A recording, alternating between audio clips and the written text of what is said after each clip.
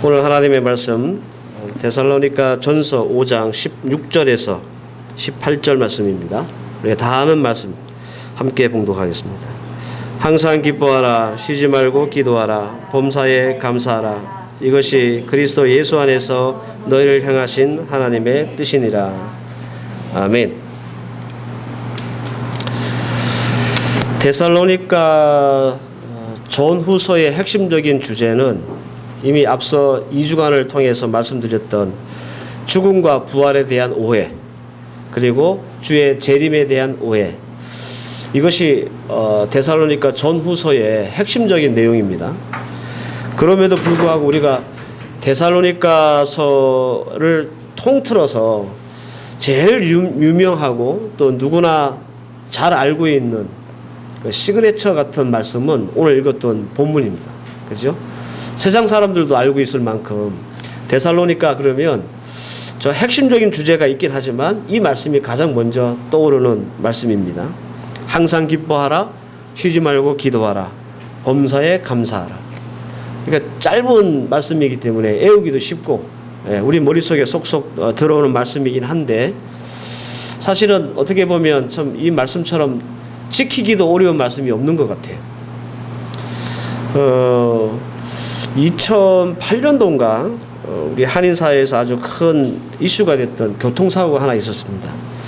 바교에 이제 현지 교회를 세우기 위해서 방문하셨던 목사님 4명, 그리고 사모님 3분, 아이 1명, 성도 2명, 타고 가던 승합차가 낭떠러지로 떨어져가지고 전원 사망했습니다. 전원. 그래가지고 아주 한때 우리 한인사회에 큰 이슈가 된 적이 있었는데, 이분들은 필리핀에 관광 오신 게 아니었어요. 선교지 교회를 돌아보면서 교회를 개척하고 세우시기 위한 목적으로 오셨다가 예기치 못한 이런 불의의 사고를 당하셔서 운명을 달리하셨습니다. 이 4명의 목사님 중에는 2분이 담임 목사님이셨어요. 그러니까 하루아침에 졸지에 한국에 있는 교회는 담임 목사님을 잃어버린 거예요. 부모를 잃고 또 자식을 잃은 가족이 생겼습니다. 그 해당 교회 성도들과 교회는 얼마나 황망했겠습니까? 그리고 그 가족들은 얼마나 큰 충격을 받고 깊은 슬픔에 빠졌겠습니까?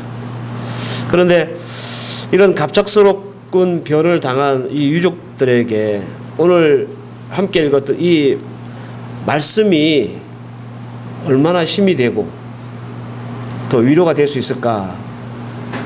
여러분들 한번 생각해 보시기를 바랍니다. 그래서 이 말씀이 쉬운 말씀이 아니라는 거예요. 우리가 행하기가 너무너무 어려운 말씀이에요. 항상 기뻐하라, 쉬지 말고 기도하라, 범사에 감사하라. 여러분들 졸지에 남편을 잃고 청산과부가 된 사모님, 혹은 갑자기 고아가 된 자녀들, 정말 기쁠까요? 정말 감사할까요?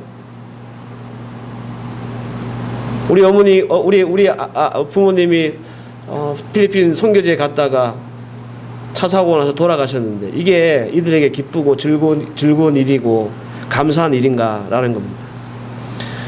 여러분들, 우리 교회 그 목자 영어 캠프 마지막 기수가 12기입니다. 남학생들을 왔었는데 기억하실 거예요. 그 남학생들 중에 키가 제일 큰 애가 하나 있었어요. 임주원이라고.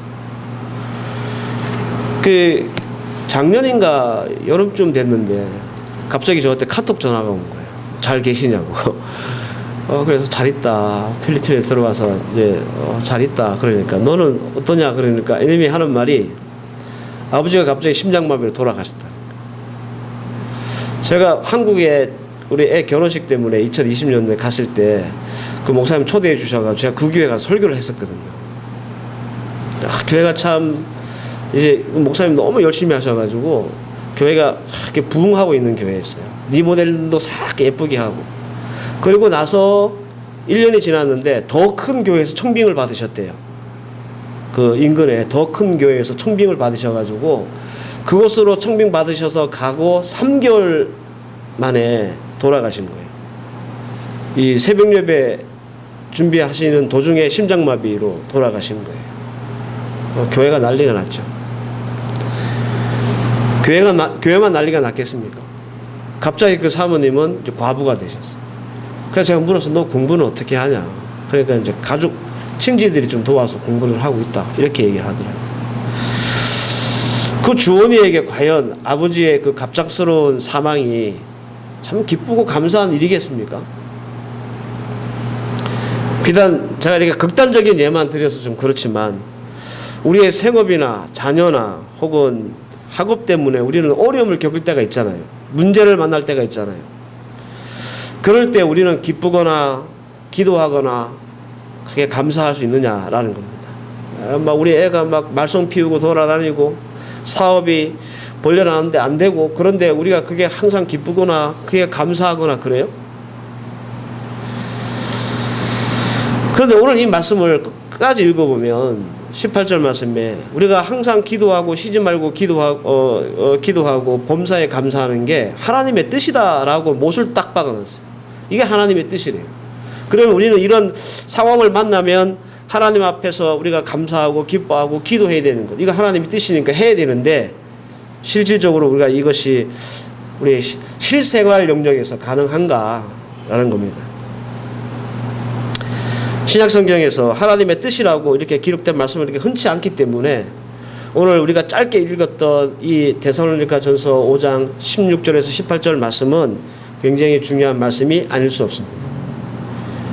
그리고 우리가 데살로니가전서 전후서를 이렇게 2주간 동안 하나님 말씀을 나눴지만 또 가장 시그니처 되는 이 말씀을 그냥 말씀을 전하지 않고 넘어가기가 그래서 오늘 짧게나마 이 세 가지 말씀이 어떤 의미이고 어떻게 이 말씀이 우리 가운데 적용되어야 할 것인가에 대한 말씀들을 여러분들과 함께 나누기를 원합니다. 먼저 여러분들 항상 기뻐하라 16절 말씀이죠. 원래 이 말씀이 제대로 한 문장이 되려면 빌립보서 4장 4절 말씀이 맞습니다. 빌립보서 4장 4절 말씀이 뭐라고 말씀되어 있냐면 주 안에서 항상 기뻐하라 내가 다시 말하노니 기뻐하라.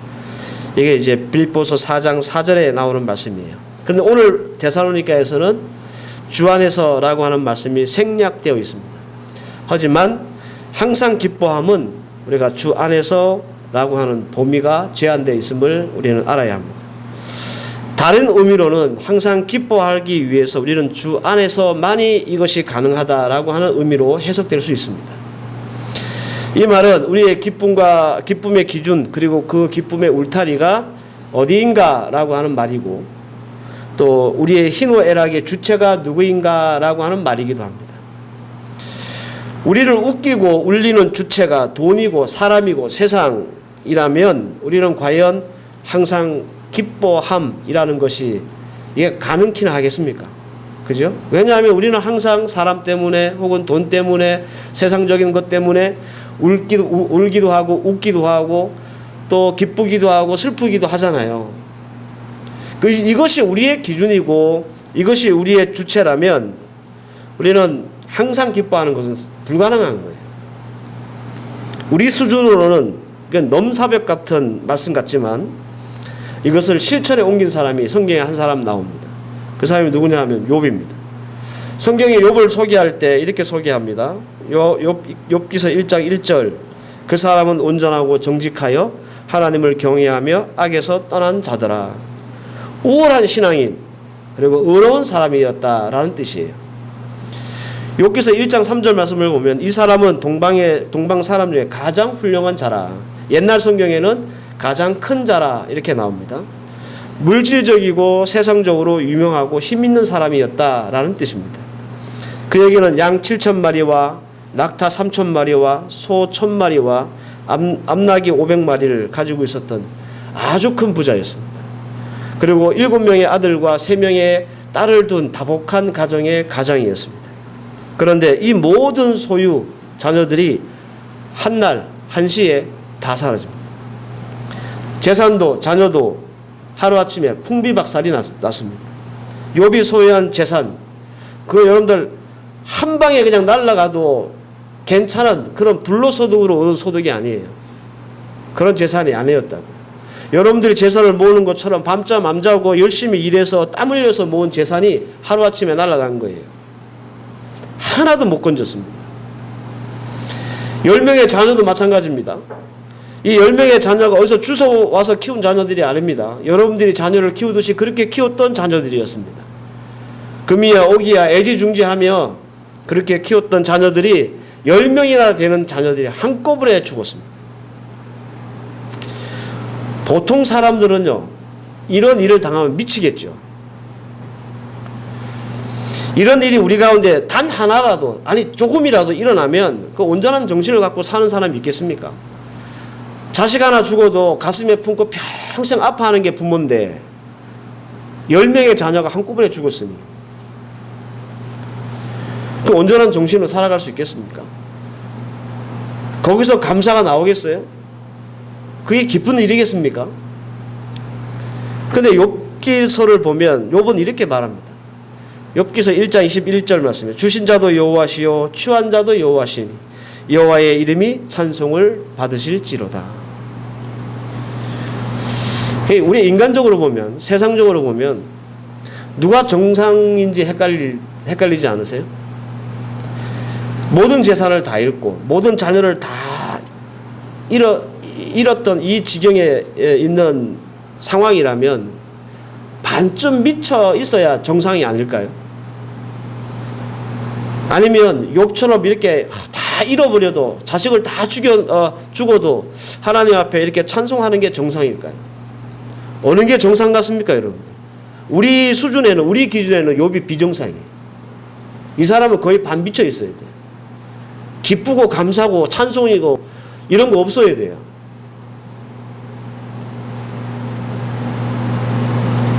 욥도 인정을 가지고 있는 한 인간이라는 점에서 우리와 같았습니다. 그도 돈 좋아하고 돈 벌려고 하고 자식 사랑하고 끔찍이 아꼈던 그런 사람이었다는 거예요. 그러나 신앙적으로 욥은 우리와 많이 다르죠. 모든 재산과 자녀 한 방에 날아가고 다 없어졌지만 그의 고백 속에 숨어있는 희노애락의 그 주체는 하나님이었음을 분명히 우리는 알 수 있습니다. 주신 자도 하나님이요 가져가신 자도 하나님이시니 내가 하나님 앞에 찬송할 수밖에 없다. 그의 희노애락의 기준과 주체가 자식이었고 많은 재산이었으면 아마 자살해서 죽을지도 몰랐어요. 그런데 재산과 자녀들, 이것이 자신의 진정한 기쁨이나 혹은 소망의 기준이 아니고 하나님이었기 때문에 그가 하루아침에 모든 것을 잃어버려도 이렇게 주신 자도 취하신 자도 하나님이시니 하나님 앞에 찬송을 드립니다라고 고백할 수 있었던 거예요. 이게 여러분들 바로 항상 기뻐하라라고 하는 말씀이 우리에게 주는 교훈입니다. 그래서 우리가 이 바로 욥의 모습을 보면서 우리로서는 감당이 안 되고 이걸 어떻게 지킬까 하는 이 항상 기뻐하라고 하는 말씀에 접근할 수 있는 거예요. 뭐가 제일 중요하고 본질적인 것인가에 대한 확립이 없으면 여러분 우리는 항상 기뻐하는 것 불가능합니다. 이번에 군산 송강교회 팀 위로차 우리 장로님하고 집사님이 오셨는데요. 그중에 최완식 집사님이라는 분이 계세요. 이분이 오랜만에 보니까 얼굴이 회숙하시더라고. 그래서 어디 아팠냐 아니면 다이어트를 하셨냐 그러니까 처음에 말씀만 안 하시더니 이렇게 이제 시간을 좀 보내면서 같이 얘기를 하다가 암에 걸리셨다. 암에 걸렸을 때가 제가 한국에 있었을 때예요. 그때 이분 부친상을 당해서 제가 그 조문을 갔다 온 적이 있었거든요. 그때 얼굴이 별로 안 좋으시더라고. 그래서 저는 이제 부모를 잃었으니까 마음이 이제 슬프시겠다 싶어가지고 이제 그렇게만 생각했었는데 그때 항암 치료를 받으려고 하는 직전에 아버님이 돌아가셔가지고 장례 치료 내려오셨다고 하더라고요. 자기는 이제 암 치료를 받아야 되는데 아버님 돌아가시고 그렇게 오신 거예요. 하나님의 은혜로 잘 치료됐어요. 그러면서 이분이 고백하는 건 목사님 제가 한번 죽음의 문턱까지 가보니까 만사 다 중요한 게 없습니다. 자식도 일도 돈 버는 것도 다 귀찮더래. 그게 별로 중요하지 않더래. 이게 죽음의 문턱까지 가본 사람만 할 수 있는 얘기 같아요. 네. 죽을 고비를 넘겨본 사람만이 할 수 있는 얘기가. 근데 그 말씀이 다 이렇게 막 진정성 있게 느껴지는 거예요. 그 자신이 앞으로 어떻게 살아야 될지 엄청 많이 고민했다 그러더라고요. 우리가 항상 기뻐할 수 있는 이유는 우리의 기쁨의 어떤 주체, 기준이 세상적인 것이나 돈 버는 것이나 자녀가 아니고 하나님이면 가능하더라고요.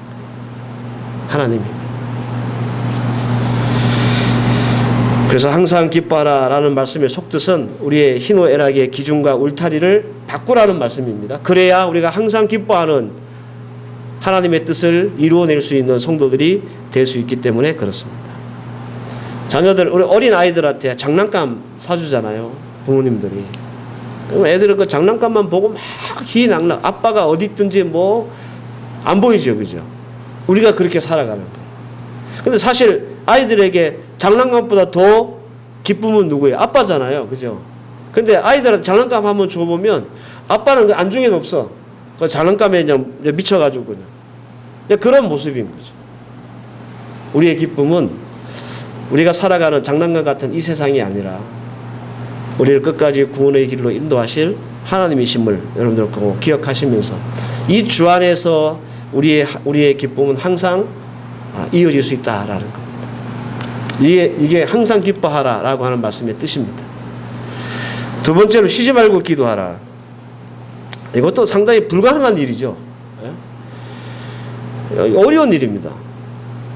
그래서 중세 수도사들은 이 항상 기뻐하라, 쉬지 말고 기도하라라는 말씀을 이제 성취하기 위해서 어떤 방법을 썼느냐면 우리가 여러분들 쉬지 않고 하는 게 뭐예요?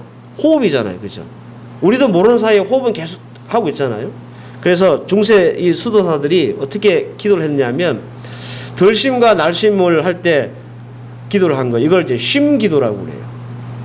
그러면서 이제 항상 쉬지 말고 기도하라라는 말씀을 지켰다고 합니다. 그 쉬지 말고 기도하라라는 말씀의 잘못된 케이스입니다. 예, 그런 의미가 아니에요. 그러니까 막 숨을 쉬도 그러니까 한순간도 안 빼고 기도하라라고 하는 의미에서 쉬지 말고 기도하라 그런 말씀이 아닙니다. 이 말씀의 의미가 뭐냐면 아디아 레프로토스라고 하는 말이에요. 이 말이 무슨 말이냐? 기도가 가능할 때면 언제든지라는 뜻이에요. 그러니까 옛날 중세 수도사처럼 숨 한 번 들으실 때 기도하고 내쉴 때 기도, 이게 쉬지 말고 기도하라는 말이 아니라 기도가 가능할 때면 언제든지 기도하라라는 의미로 쉬지 말고 기도하라라는 뜻이 되는 겁니다. 이 좋은 예가 저는 느헤미야의 기도라고 생각합니다. 느헤미야 2장 4절 말씀을 보면 왕이 내게 이르시되 그러면 내가 무엇을 원하느냐 하시기로 내가 곧 하늘의 하나님께 묵도하고 이렇게 얘기합니다. 바사왕 아닥사스다 왕의 술 관원장이었던 느헤미야가 예루살렘 성전이 회파됐다는 소식을 들은 거예요. 그래서 자기 민족의 뭐랄까요, 성지였던 예루살렘이 엉망진창이 됐다는 소식을 듣고 마음이 편할 리가 없죠. 그래서 마음이 참 슬프고 우울하고 근심이 가득 찼습니다. 어느 날 이 아닥사스다 왕이 자기 술 관원장이었던 느헤미야 얼굴을 보니까 안색이 안 좋거든요. 그래서 물었어요. 너 왜 그러냐? 무슨 근심 걱정이 있느냐? 이렇게 묻게 된 겁니다. 그럼 내가 뭘 원하느냐? 얘기를 하는 거죠. 우리 민족의 땅, 그 성지였던 예루살렘의 성전이 회파됐다라는 소식을 듣고 제가 마음이 안 좋습니다. 이렇게 왕한테 얘기를 했어요. 왕이 그 얘기를 가만히 듣고 이제 다시 묻는 거죠. 야, 그러면 내가 너한테 뭘 해주면 되냐? 이때 느헤미야가 하늘의 하나님께 묵도하고 기도했다는 얘기죠. 여러분, 왕이 많은 대신들 앞에서 느헤미야에게 물었습니다. 느헤미야는 어떻게 해야 됩니까? 즉시로 대답을 해야 되겠죠. 그죠?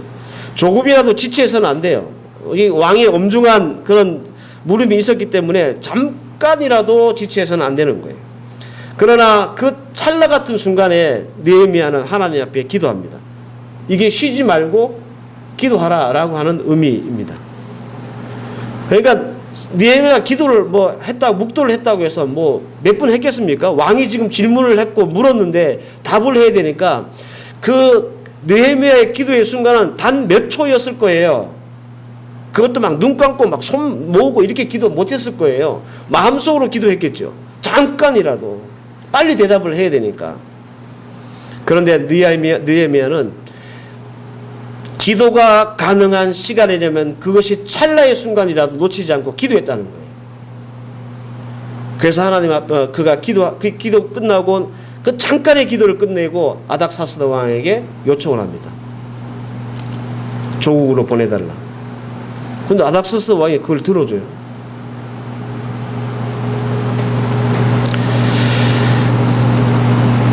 느헤미야의 기도는 길지 않았습니다.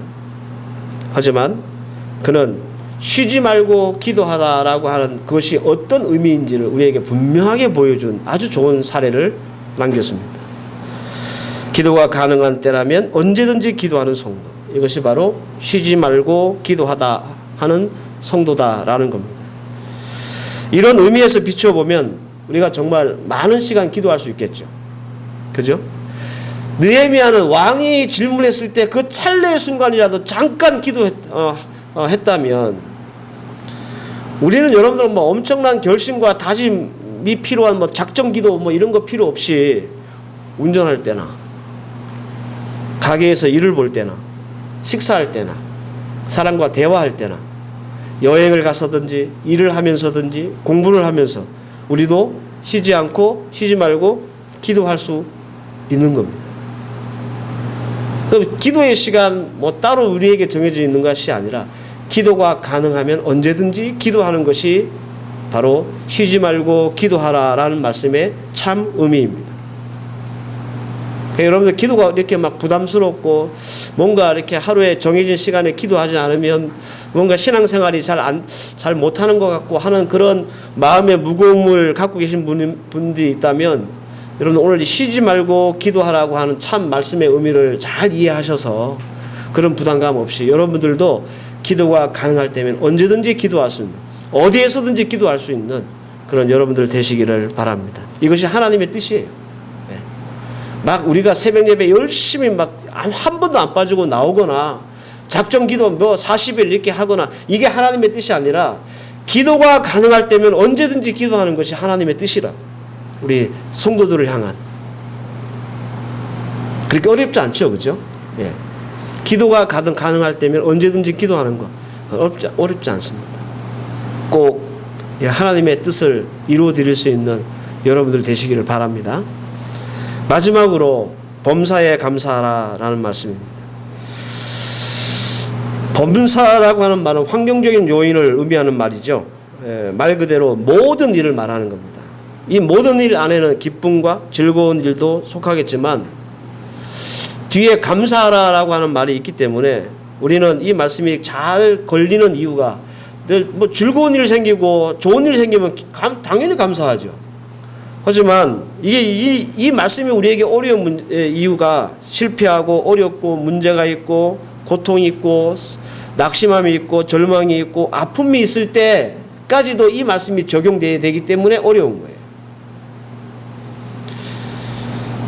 앞서 드렸던 예를 잠깐 다시 말씀을 드리면 그 끔찍한 교통사고 그 낭망스럽고 충격적인 일이 우리 주위에 생긴다 할지라도 우리는 감사해야 한다 그런 말이잖아요. 이것은 여러분 사실은 참 불가능한 일입니다. 우리 가족 중에 누군가 갑자기 세상을 떠났어요. 이게 왜 감사할 일인가? 좀 더 오래오래 우리와 함께 이 세상에서 좀 정을 나누며 살았으면 좋을 것 같은데 갑자기 사고를 당하든지 병이 든다든지 그래서 운명을 달리하고 그랬다면 이게 이렇게 감사할 일일까요?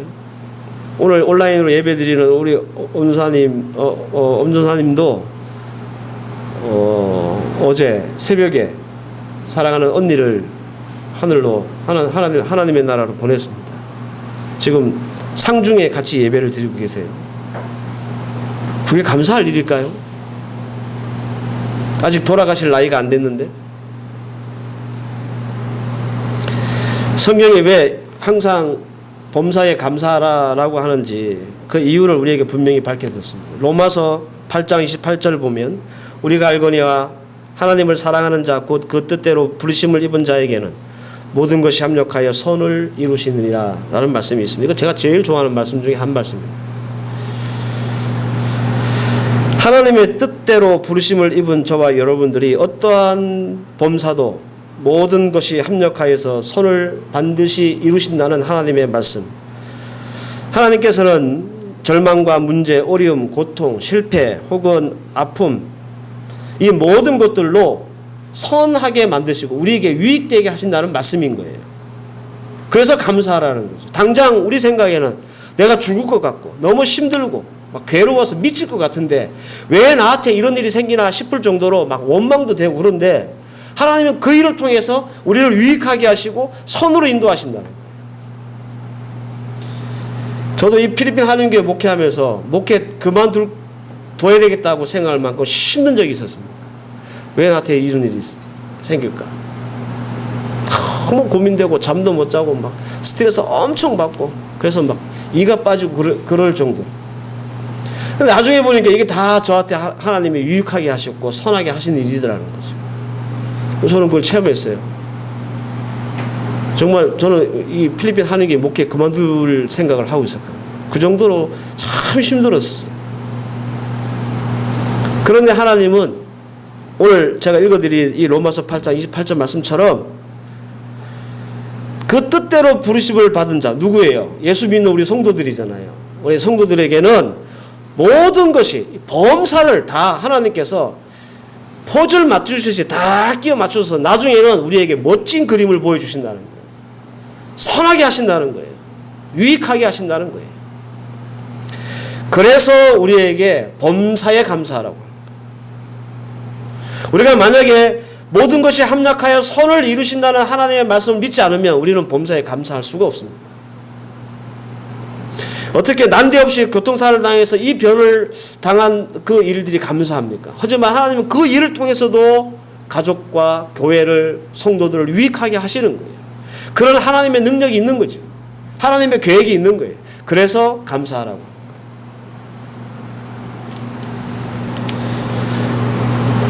저는 이 범사의 감사함을 여러분들이 잘 이해하고 실천할 사람으로 이 야곱의 아들이었던 요셉이라고 하는 사람을 소개해드리고 싶습니다. 요셉 잘 알죠? 요셉은 형들에 의해서 사지로 몰린 사람입니다. 옥살이하고 종살이 했던 사람이에요. 갖은 고생과 어려움, 모함을 받았던 사람입니다. 그에게 잘못이 없었어요. 그런데 그가 애굽의 총리가 되어서 그의 형제를 다시 만났을 때 요셉이 이렇게 얘기했습니다. 당신들이 나를 이곳에 팔았으므로 근심하지 마소서. 한탄하지 마소서. 하나님이 생명을 구하시려고 나를 당신들 앞에 보내셨나이다. 요셉은 자신이 당했던 이유 없는 고통, 어려움, 죽음으로 내몰렸던 그런 상황이 필경 아름답게 하나님께서 선하게 이루실 것을 믿었던 사람 같아요. 그러니까 형제들 만나도 걱정하지 말라고, 이거 다 하나님이 하신 일이라고 그렇게 얘기할 수 있잖아요. 하나님께서 이렇게 고생시키셨고 그래서 선한 것들을 만들어 내셨다는 사실을 이 욥이 확신했던 것 같은 거예요. 이 확신이 없으면요 형들 만났을 때 이렇게 얘기 못합니다. 나를 그때 사지로 몰고 그것 때문에 내가 종살이하고 옥살이하고 내가 13년 동안 진짜 고생 많이 했는데 저 바닥부터 내가 그냥 거의 죽을 뻔하고 그래도 그런 생 고생을 했는데 형들을 다시 만나? 내가 복수를 해야지. 이런 마음이 들지. 이 하나님께서 모든 것을 합력하여 선을 이루신다는 이 말씀에 어떤 믿음이 없으면 이렇게 되는 거예요. 우리는 복수할 마음이 생기지 괜찮다. 이게 다 하나님이 하실 일이다 라고 얘기 못하는 거예요.